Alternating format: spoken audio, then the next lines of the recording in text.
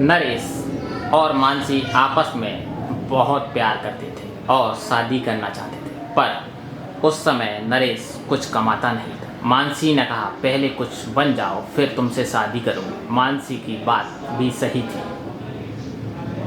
फिर नरेश ने खूब मेहनत की और वह फौज में भर्ती हो गया, लेकिन उसकी पोस्टिंग असम में हो गई।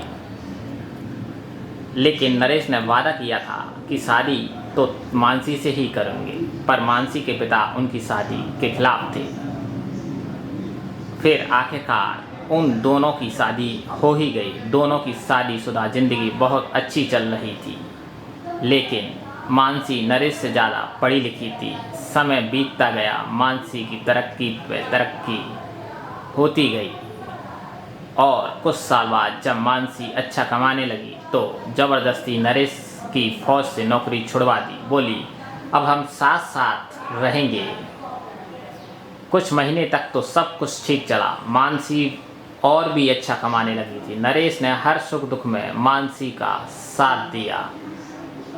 फिर अचानक नरेश की ज़िंदगी में तूफान आ गया।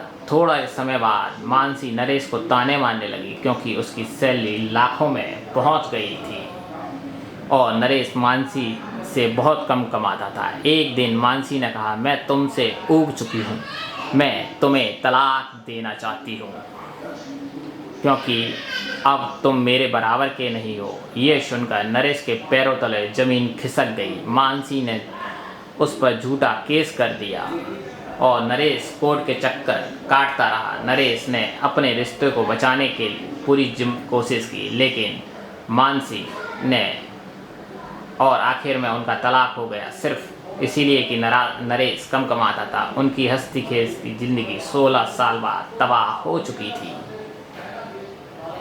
ऐसी और पोस्ट के लिए हमारे पेज को जरूर सब्सक्राइब करें, लाइक करें, कमेंट में ढेर सारा प्यार दें। आप सभी का धाकड़ भाई यूट्यूब चैनल में हार्दिक स्वागत है। और दोस्तों, मैं आपको बताना चाहता हूँ आपको ये स्टोरी कैसी लगी।